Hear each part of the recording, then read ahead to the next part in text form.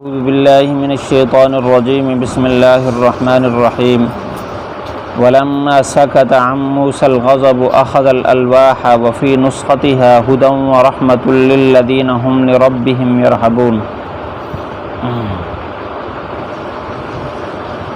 جب ٹھنڈا ہوا موسیٰ علیہ السلام سے غصہ تو انہوں نے تختیاں اٹھائیں، تو اس میں جو چیز لکھی ہوئی تھی وہ ہدایت تھی اور رحمت تھی ان لوگوں کے لیے جو اپنے رب سے ڈرنے والے ہیں۔ حضرت موسیٰ علیہ السلام کا تذکرہ چل رہا ہے کہ انہوں نے اپنی قوم کے لیے ہدایت اور رہنمائی کے طور پر اللہ تعالیٰ کی طرف سے تورات لینے کے لیے طور پہاڑ پر پہنچے۔ 40 دن وہاں اعتکاف فرمایا۔ اللہ تعالیٰ نے تورات کتاب عطا فرمائی تختیوں کی صورت میں۔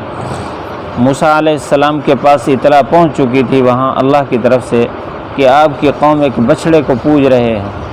موسیٰ علیہ السلام واپس آئے، قوم کو دیکھا تو بہت غصہ لگا، اتنا غصہ کہ ان کے ہاتھ سے تختیاں چھوٹ گئیں تو وہ نیچے گرنے سے ٹوٹ گئی۔ بعض نے یہ مشہور کیا ہوا ہے کہ ریزہ ریزہ ہو گئی، کچھ بھی نہ بچا، لیکن ان آیات سے معلوم ہوتا ہے کہ ایسا نہیں، ٹوٹی ہیں لیکن ایسے جیسے ایک تختی دو ٹکڑے ہو جاتی ہے، اس کو ملانے سے پھر لکھی ہوئی چیز واضح ہو جاتی ہے، کوئی چیز مخفی نہیں رہتی، تو وہ اسی طرح کچھ ہوا۔ موسیٰ علیہ السلام نے ان کو اٹھایا اور جوڑا،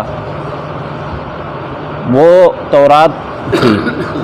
تفسیر ابن کثیر میں روایت ہے کہ وہ جو تختیاں تھیں وہ لکڑی یا پتھر کی نہیں تھی، خاص قسم کا پتھر تھا جنت کا، جس کو زبردوج کہتے ہیں، اس سے بنی ہوئی تھی۔ تو اس پر تورات کی تو مکمل تورات تھی۔ اللہ تعالیٰ نے اس میں کیا لکھا تھا آگے ذکر ہے، وفی نسختها، اس میں جو کچھ لکھا ہوا تھا ہدی و رحمہ، ہدایت اور رحمت تھی۔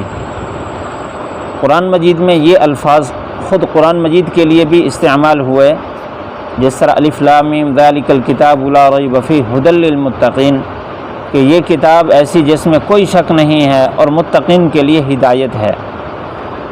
اور کئی جگہ بینہ کا لفظ آیا ہے، تو مولانا عبید اللہ سندھی رحمۃ اللہ علیہ اپنی تفسیر میں یہ بات فرماتے ہیں کہ بینہ اور ہدایت اس میں تھوڑا سا فرق ہے۔ یہ جو بینات ہوتا ہے، ہر اس اللہ تعالیٰ کی طرف سے جو حکم آیا اس کو کہتے ہیں، یا اللہ تعالیٰ کی طرف سے آئی ہوئی نشانی کو کہتے ہیں جس کو تھوڑا سا توجہ سے بھی آدمی سمجھ سکے۔ ہر وہ حکم جس کو تھوڑی سی توجہ سے انسان سمجھ جاتا ہے، جس طرح ایمان کے بعد عبادت، یہ جس کو ایمان نصیب ہوا وہ عبادت سمجھ جاتا ہے کہ عبادت لازم ہے۔ اسی طرح حلال کو اختیار کرنا، حرام سے بچنا، اور سچ بولنا، جھوٹ سے بچنا، ظلم سے بچنا اور عدل اختیار کرنا، یہ آسان چیزیں ہیں جس کو ہر انسان تھوڑی سی توجہ سے سمجھ جاتا ہے۔ اور یہ جو ہدایت ہوتی ہے، یہ جس کو بغیر استاذ کے، بغیر رہنما کے نہ سمجھا جا سکے، اس کو ہدایت کہتے ہیں۔ جس طرح حلال اور حرام کے حکم کو سمجھنا تو آسان ہے کہ حلال اختیار کرنا چاہیے اور حرام سے بچنا چاہیے۔ آگے بھی کون کون سی چیزیں حلال ہیں، کون کون سی چیزیں حرام ہیں، اس کے لیے رہنما کی ضرورت ہے، وہ بتائیں گے۔ عدل اور ظلم کی جو پیچیدگیاں ہیں، جو فروعات ہیں، تو وہ رہنما کے بغیر سمجھ نہیں آتی، اس کو ہدایت کہتے ہیں۔ یہ جو ہدایت ہے یہ ہر بندے کی ضرورت ہے، اس لیے کہ بندہ جاہل پیدا ہوا، کچھ بھی نہیں جانتا تھا۔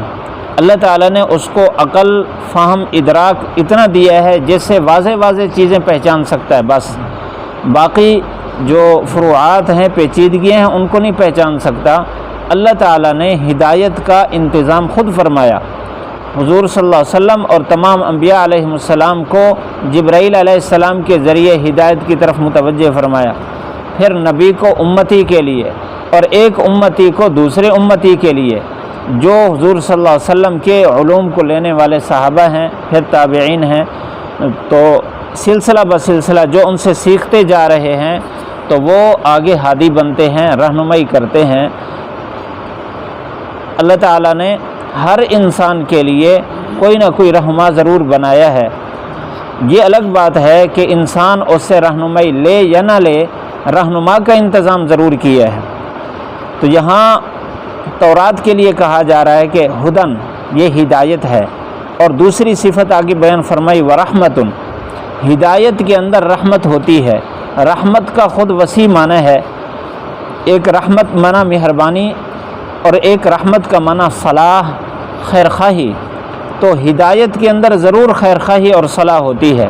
انسان اگر کسی راستے کی طرف جا رہا ہے، اس کو راستے کا علم نہیں ہے، تو کوئی آدمی کھڑا اس کی صحیح رہنمائی کرتا ہے کہ آپ یہ راستہ اختیار کریں، تو اس راستے پر چلنے میں اس کے لیے سراسر خیرخواہی ہوتی ہے، سراسر صلاح ہوتی ہے۔ جب جائے گا وقت بچ جائے گا، اپنے مقصد تک آسانی سے پہنچ سکے گا اور اس کا دل مطمئن ہوگا، اس کو سکون نصیب ہوگا۔ اسی طرح جو آدمی صحیح دین پر چلنے والا ہو تو اس جلدی اللہ تعالیٰ کی رضا حاصل کر لیتا ہے، اللہ تک پہنچ جاتا ہے اور ثواب حاصل کر لیتا ہے، اللہ تعالیٰ اس کو سکون عطا کرتا ہے۔ تو رحمت ہدایت کے ساتھ جڑی ہوئی ہے۔ اللہ تعالیٰ نے اس لیے یہاں فرمایا کہ اس میں جو کچھ لکھا ہوا تھا وہ ہدایت تھی اور رحمت تھی۔ تورات کے اندر اللہ تعالیٰ نے کیا کچھ لکھا تھا، تو وہ اس قوم کی جو ضروریات تھیں، رہنمائی تھی، وہ اللہ تعالیٰ نے لکھی۔ پچھلے رکوعات میں یہ بات گزری، اللہ تعالیٰ نے فرمایا وَتَفْصِيلًا لِكُلِّ شَيْءٍ، تورات کے اندر ہر چیز کی تفصیل تھی۔ ہر چیز کی تفصیل کا یہ مطلب ہے کہ جو چیزیں ان کو ضرورت تھی ان کی تفصیلات اللہ تعالیٰ نے بیان فرمائی۔ اور آگے فرمایا لِلَّذِينَ هُمْ لِرَبِّهِمْ يَرْهَبُونَ، یہ ہدایت اور رحمت انہی لوگوں کے لیے ہے جو اپنے رب سے ڈرتے ہیں۔ اس لیے کہ کسی آدمی سے رہنمائی وہی لے گا جس کو یہ خطرہ ہوگا کہ اگر میں راستہ بھٹک گیا تو مجھے نقصان ہوگا۔ جس آدمی کو اس بات کی پرواہ نہ ہو کہ میں صحیح راستے پر چلوں یا بھٹک جاؤں تو مجھے نقصان ہوگا، وہ کبھی کسی سے رہنمائی نہیں لے گا۔ تو جس کو آخرت کی فکر ہو اور اللہ تعالیٰ کا خوف ہو، ڈر ہو، یہ ہدایت اسی کے لیے ہے۔ اس وجہ سے قرآن مجید میں بھی ھدی للمتقین فرمایا، متقین تقوی اختیار کرنے والے وہی لوگ ہوتے ہیں جو رب کی ناراضگی سے ڈرتے ہیں اور اس کی پکڑ سے ڈرتے ہیں۔ تو یہ ہدایت قرآن مجید ہو یا پہلی کتابیں ہوں، یہ انہی کو حاصل ہوتی ہے۔ اس سے جو سبق حاصل ہوتا ہے وہ یہ ہے کہ انسان تب صحیح راستے پر چلتا ہے جب انسان کو فکر پیدا ہو۔ تو صحیح راستے پر چلنے کے لیے اپنے اندر فکر پیدا کرنا ہے، اور فکر کیا ہے کہ مرنے کے بعد میں نے اللہ کے سامنے پیش ہونا ہے، تو میں کیا لے کے جا رہا ہوں، میں اللہ تعالیٰ کے سامنے کیا پیش کروں گا۔ اگر انسان روزانہ یہ بات سوچتا رہے تو اس کو ہدایت مل جاتی ہے، وہ رہنمائی کی طرف آتا ہے، غلط راستے سے بچتا ہے۔ اللہ تعالیٰ ہم سب کو عمل کرنے کی توفیق نصیب فرمائے۔ وَلَمَّا سَكَتَ عَنْ موسى الغضب أخذ الألواح وفي نسختها هدى ورحمة للذين هم لربهم يرهبون۔ ولما، اور جب سکتا ٹھنڈا ہوا، عن موسیٰ علیہ السلام سے، الغضب غصہ، اخذ الالواح انہوں نے تختیاں اٹھائیں، وفی نسختها جو کچھ اس میں لکھا ہوا تھا، ہدن وہ ہدایت تھی، ورحمتن اور رحمت تھی، للذین ان لوگوں کے لیے، ہم لربہم جو اپنے رب کے سامنے، یرہبون ڈرنے والے ہیں۔